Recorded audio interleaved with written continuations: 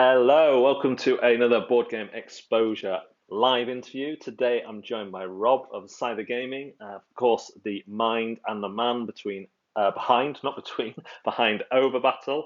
We've just been talking about his lovely background, which isn't a green screen, and my background, which is a green screen, but it's a green screen of the game.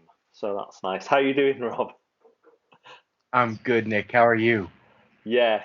I'm not got quite as nice a background as you. If I took my green screen down, it would just be a blank wall.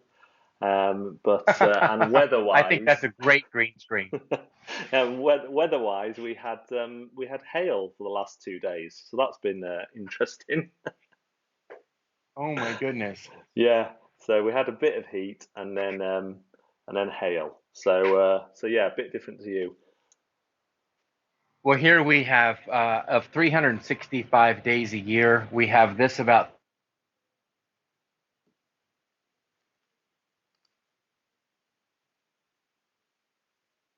Oh, we've lost a bit of. Oh, we lost you a bit there, but you're back again now. You were just saying you have There this you go. weather I for was how long do you have that weather for? about 300, about 365 days all Nice. year. About actually, we get rain every once in a while, but it'll rain and then it'll be nice and sunny again right afterwards. So Okay. it stays like this. It does get hot. It does get hot though. Yeah, I can imagine. We're near the beach, so we do get some nice weather, but yeah, at the minute it's undecided. Now, before we get into the overbattle stuff, I want to pick something up with you of interest that I've seen you've been involved in recently, and that's with you're a very keen 3D printerist, if that's the correct term, Yes. and you've been doing stuff for in and around the coronavirus, haven't you? You've been printing stuff and looking into how you can help with that. Yeah, thank you. We did. I've got a complete prototyping lab where we produce all of our plastics for the prototyping here, and Okay. I just decided, hey, I think I can make these masks, these face shields, and I started, and I could, and they were pretty good. I used the Prusa design out of Poland on the face shield, Okay. and we tweaked it just a little bit for USA three-hole punch standards, and I put it out on Facebook. And next thing you know, I shipped a box every single day for an Wow. entire over a month. Yeah, we shipped hundreds and hundreds for free. I just made them.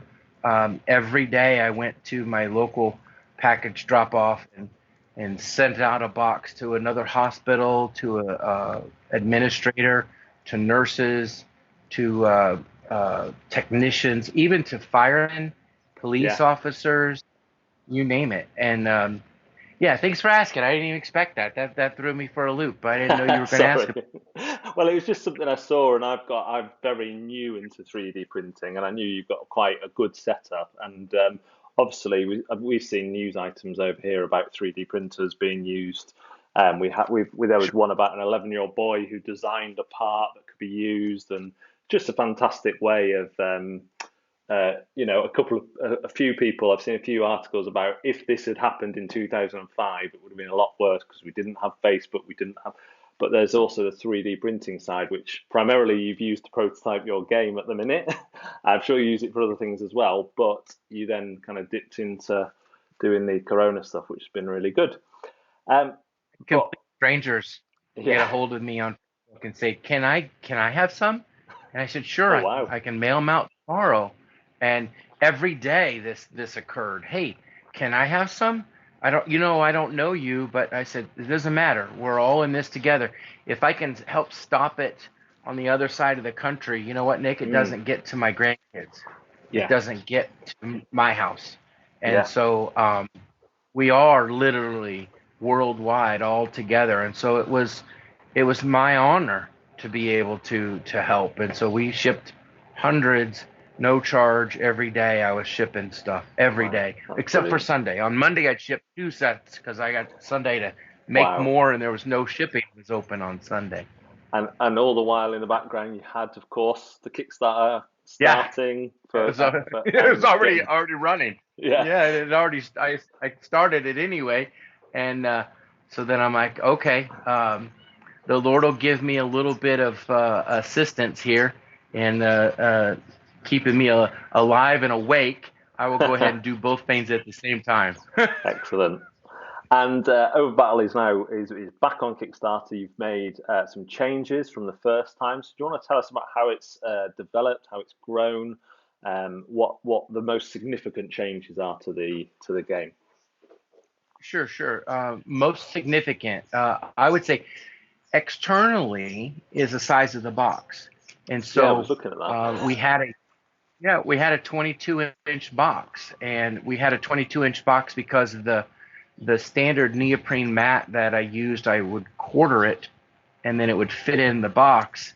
That was the only way to get it in the box, and the three-dimensional system was also a little bit larger. It sat at the end of the table, and it didn't fit in the Calyx shelf. It didn't even fit in my own game shelf. And so I'm like, okay, while I have some time, let me look at this. And so I redesigned three things. I redesigned the box. So the box fits exactly on a standard game shelf. So it fits in, and I think that's important. So it fits in the game shelf. I redesigned Cassie, which is the three-dimensional combat Yeah. unit. So now when you're having an attack, let's say you're having an attack or you're dealing with combat directly on a planet, it will sit right over top Okay. of the combat area. And so now you keep that multi-dimensional gameplay immersed right in the point of contact. And so we're here, we can set it right on top, and we can play out our combat scenario. When we're attacking over here, we'll set it over there instead and play out our scenario. And so that was nice. And that left me with one last challenge. What about the board itself? Like the neoprene mat, you've gotten a beautiful background there, by the way. Beautiful. Yeah. The neoprene mat I have done for me by Berkey with Game Toppers. It's 3 millimeters. It's fully stitched. It weighs 8 pounds, so it's very, very heavy. But it's 36 inches wide by 6 feet long. And I'm like, okay, I can't break the laws of physics and get that 3-foot box mat into this 12-inch box. I can't do it. And so I didn't want to do any cardboard. There's no cardboard. We've talked about that before. Yeah. It's all neoprene and plastics and stuff. And so if I can stand up here, I got this great idea. Bear with me, Nick, as I show my rear to the camera. Oh, how about that? That's the first time you've been mooned on camera, isn't it? Yeah. Maybe. My headphone popped out of my ear. Maybe. All right, I need to go back and look at some of the videos and see that. Anyway, we did this fabric. We ended up with this fabric. And so I have a fabric cloth that doesn't wrinkle. It doesn't fade. It washes and dries in your washer, piece of cake. Okay. And Cool. the key is this will fit right over a 6-foot pop-up table. It'll fit over your dining room table. It's beautiful. The colors are very deep and rich, as you can probably see just from here. And the nice thing is once we fold all this up, it fits in the box. Yeah. And so how do you get a 6-foot game in a 12-inch box? You have to think outside the box, no pun intended. And this was the solution. I went through polyester. I went through spandex, went through nylon. I went through blends of polyester spandex blend. Went through many 6 months actually, and ended up with this fabric. It's called interlock.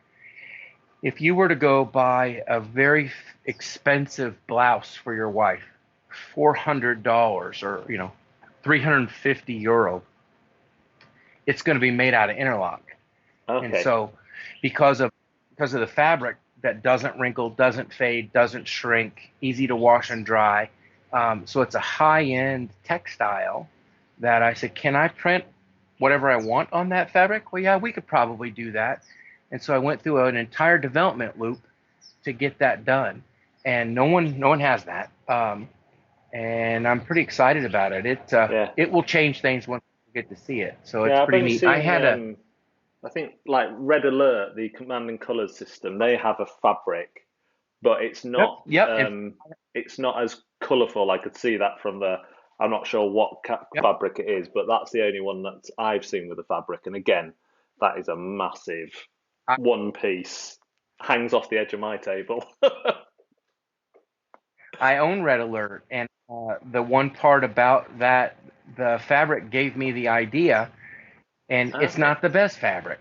No. You know, you got some wrinkles in there. It's pretty thin, and and Richard Borg is great designer. The game's fun, and it follows the command and colors Yeah. concept. You know, it's good. But that board left a lot to be desired, and so that was actually my genesis. If they can do it, I can do Okay. it, but I have to do it better. And so that's perfect. Hey, home run hit, because that's exactly Okay. where I started with. Yep, And that's a lot of exactly right. the And I've talked about interest, that a couple. yeah, a lot of Yeah, the I mentioned interest that in a points on couple yours places. are Yeah. hex-based neoprene, aren't they, as well? So you've got the fabric, but you're putting the planets like you showed before. So the color and the Yeah. detail is coming from neoprene still. Yep. Yep. These are still neoprene. There's a wormhole that allows you to jump Nice. from table to table, so we can Okay. actually use two tables.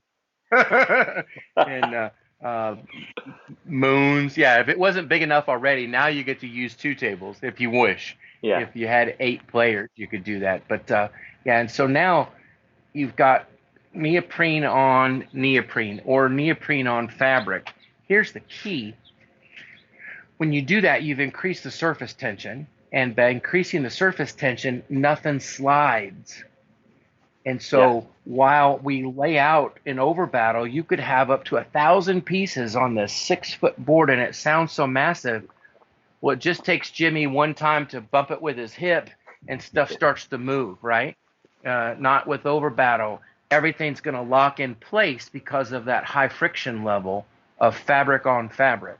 And Brilliant. so the neoprene on the, thank you, the neoprene on the mat keeps that tension high, and the rubber neoprene on neoprene keeps that tension high.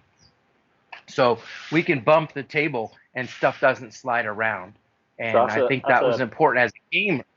yes, yeah. Yeah, So as a gamer.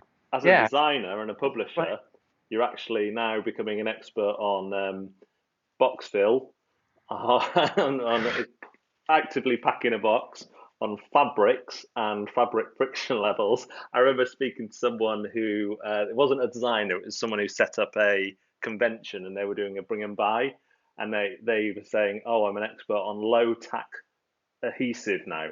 Because they were putting stickers on the bring and buy stuff. So it's like all those little, when you're doing it by yourself, it's not just go to the factory and see what they have. You've actually looked into stuff and done your research. You do your prototyping through your Right. 3D printing anyway. Um, so yeah, so people are getting a smaller box that feels fuller because it's got the same amount of stuff in it essentially. And briefly run us Yeah. through the bit we took. We did a lot of detail on it last time. I remember. Briefly run us through the 3D combat system that you have there. That we can see the Sure. shelves there. Sure. Sure. So it's 10 pounds. The box is over 10 pounds with the stuff. So Wow. three-dimensional combat. I'm gonna pick this up and I'll show you quickly. So 3D combat. You've got your game board, and you can play on the surface. And let's say we engage in combat. Now we have 3 different levels, because in reality, wouldn't a bomber attack an infantry from up high? It wouldn't fly along the parking lot and attack the guy at a level plane. But that's how we play games, right? Every game, if I'm collecting my resources uh, inside its level, if I'm creating a train across America or Europe, it's flat because it's a board game. And so I thought, all right, in reality, we're going to come on and we're going to come down on these attack vectors. And so now you've got aircraft that can come up high, and they're going to get an advantage. They're going to get a +1 on their attack when they come up high. and this sits right over top of the combat zone.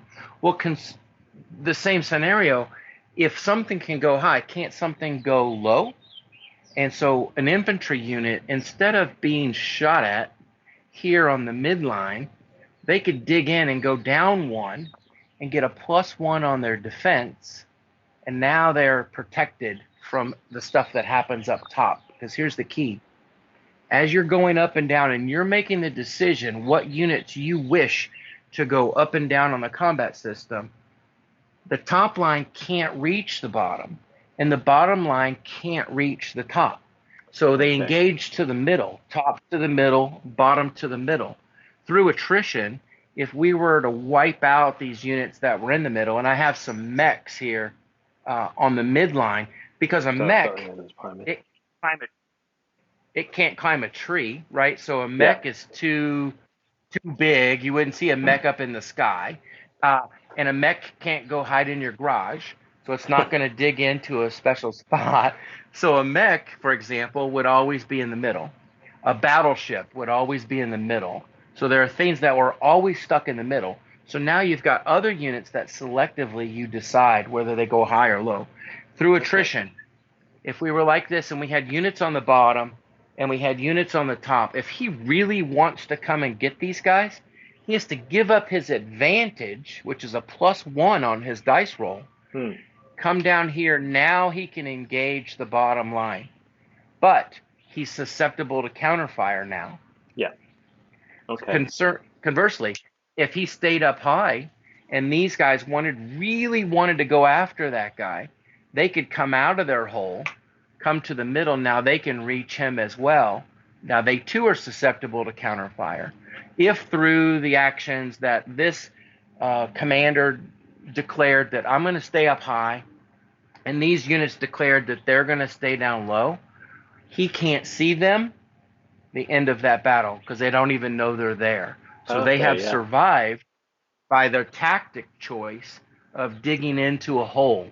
So by getting into that foxhole, by running into that building, they have eluded the aircraft that have decided to stay up high. And so those are all command decisions that you make in the moment of battle in one space on that board. And so as that battle is resolved, if we have a battle somewhere else, we do it all over again. Yeah. And so it creates this immense depth of interactivity between what your choices are as the leader in this game. And that kind of thing is something that always has to be abstracted out, like your +1. So normally you're looking at the board going, right, I've got that unit and that unit. They have the +1. Maybe it's a terrain bonus. So you're kind of like, what terrain are they up? But with yours, the abstraction out is upwards. So you're sitting there and you go, got that guy on the top. I can move him down and take the. But you can see it a lot quicker. So you get your bonuses are in your head, I guess. Something that we're all used to from games, but we've not really seen it 3D done the 3D way before. And I remember talking to you last time about how, in my mind, suddenly that's got applications in other kind of styles of games and things like that. So if your sniper was way up high, your sniper could be outside of an up-story window. There is I did trademark game. No, you trademark good. There is a Sniper Elite game coming out. I'm sure I've seen an announcement about a Sniper Elite game based on the video game, but we'll see. One of the other we're certainly open to licensing.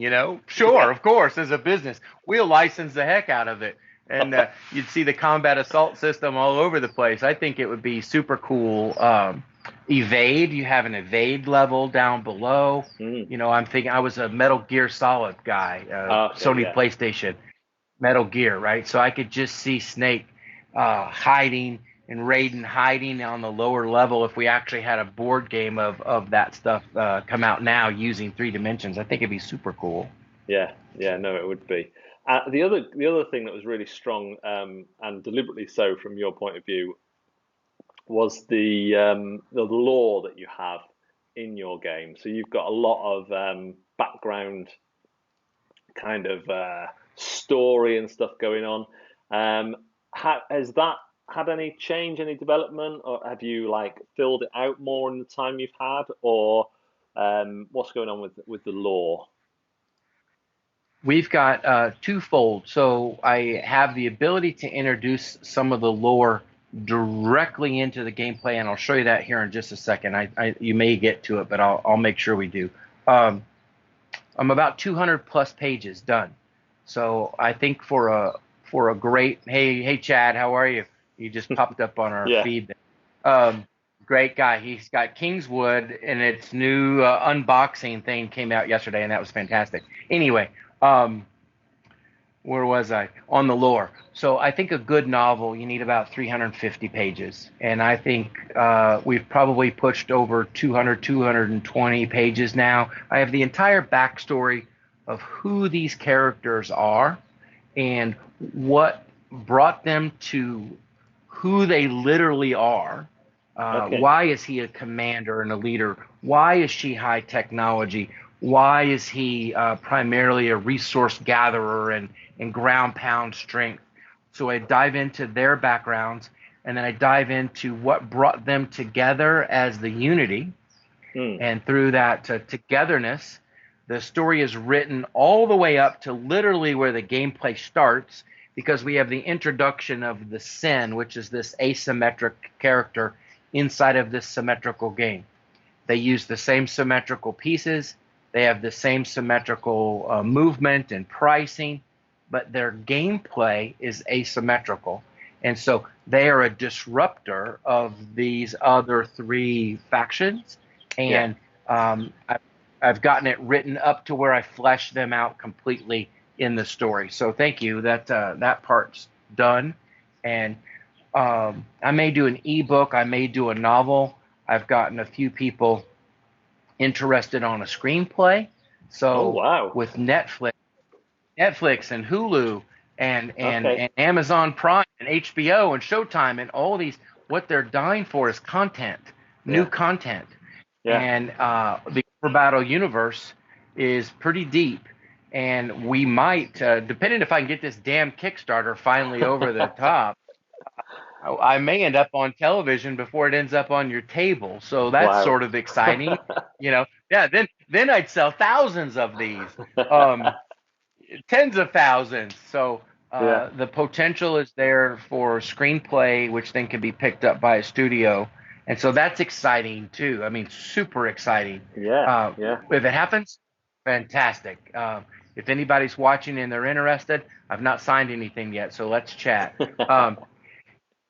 Inside of the game, Nick, I've got these resource cards, and every resource card tells you what the unit does, okay? It tells us how to use the combat system, how far it moves, what it costs. All the details are there. However, if we flip the card over, there's a code on the back, which I'll try to get in a little closer, and if they could see it or not. You just hit that with your phone, with your camera. So it's a QR, but it's built right into the back of every single card.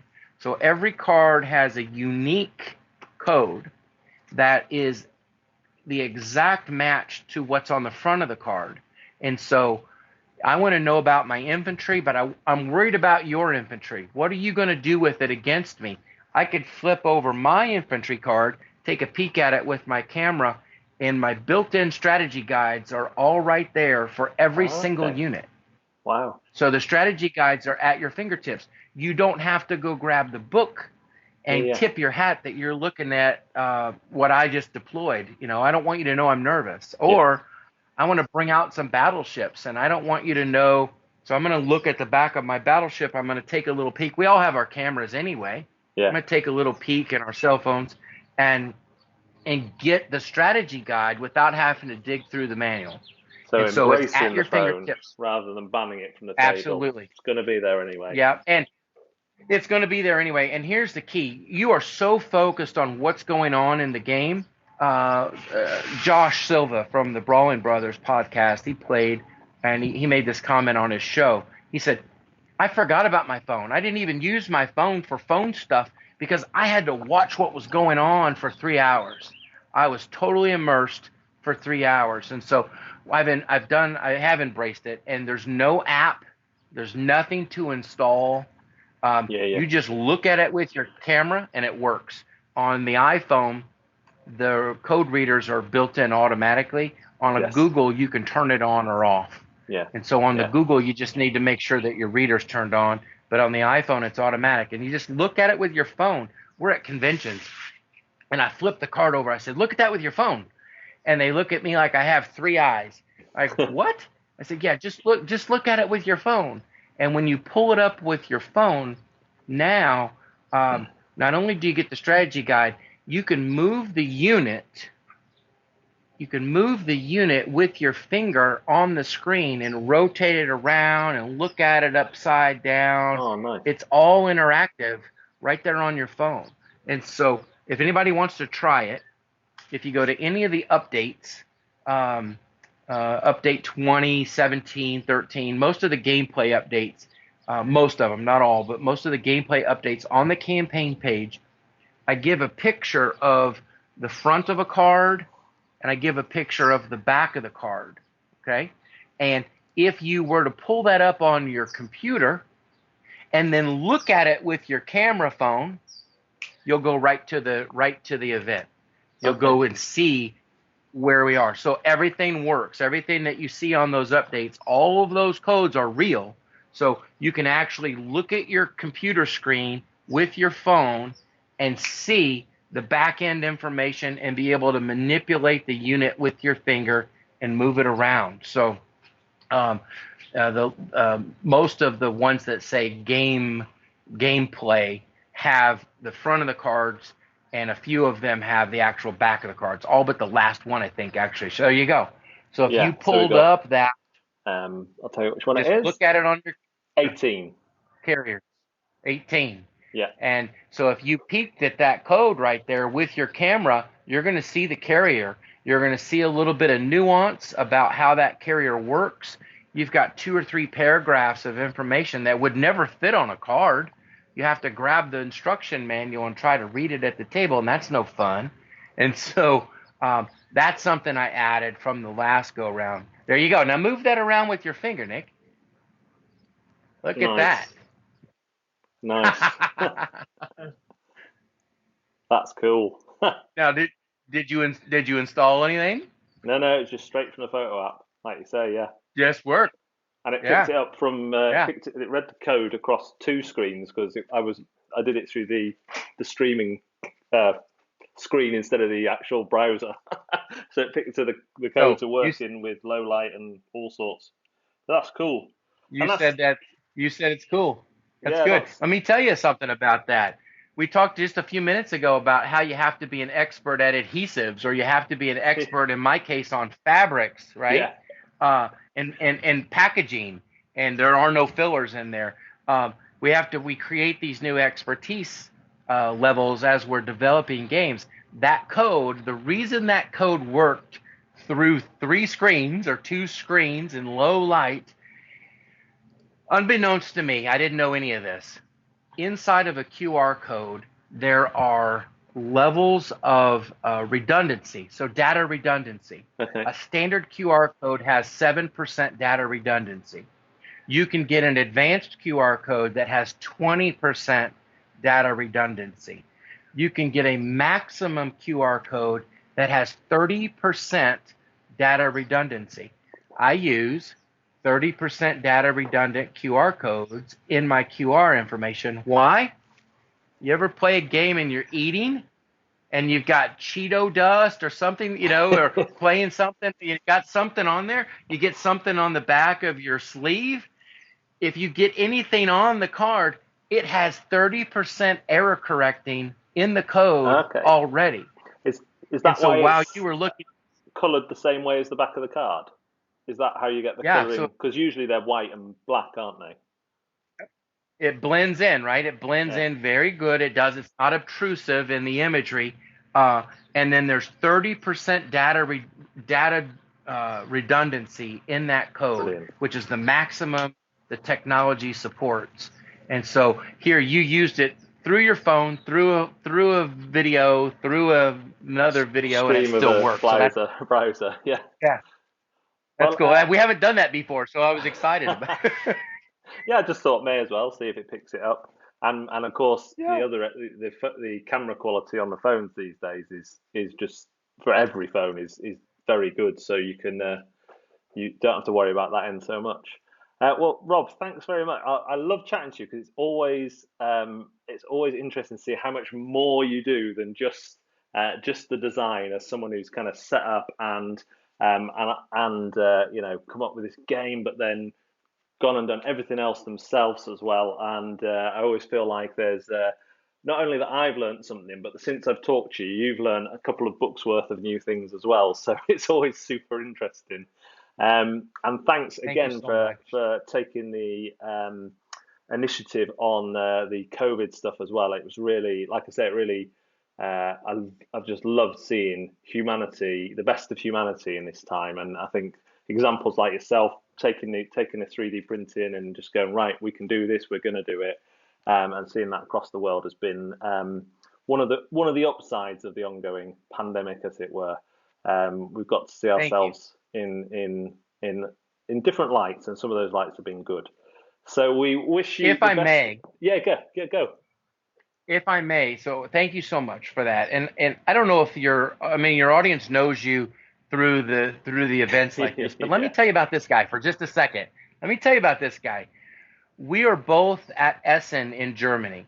If you've ever been to Essen, you realize how big this event is, right? There's 200,000 people, and it goes through 6 different buildings. My booth was at the end of the 6th building across from Warhammer. Nick makes the truck all the way across the entire Essen event just to come and say hi. And that's the kind of guy this guy is. And so thank you as well. I mean, that's a long walk. And Yeah. you did not have to come and visit with me as much that goes on at Essen. And I greatly appreciated that Oh no, it's a being able to pleasure. meet face to face. Yeah, And it so was thank great. you. It was my first lesson as well, so it was like a bit like you know, it was Yeah. crazy. But yeah, it was a Yeah. pleasure to Big. meet you, and always a pleasure to chat. So the link for Rob's game is in the description. It's also been featured in our newsletter. If you're not already signed up for the newsletter, go to our announcements and see that. And do go and check out these QR codes because they are magical. And go check out the Kickstarter page as well. And if you are making a game, then and you've got any questions about materials, box sizes, I'm sure Rob would love to be in contact with you and share some of his experience. I know he's very active in some of the designer groups as well. And we will see you again soon. Thanks for joining us.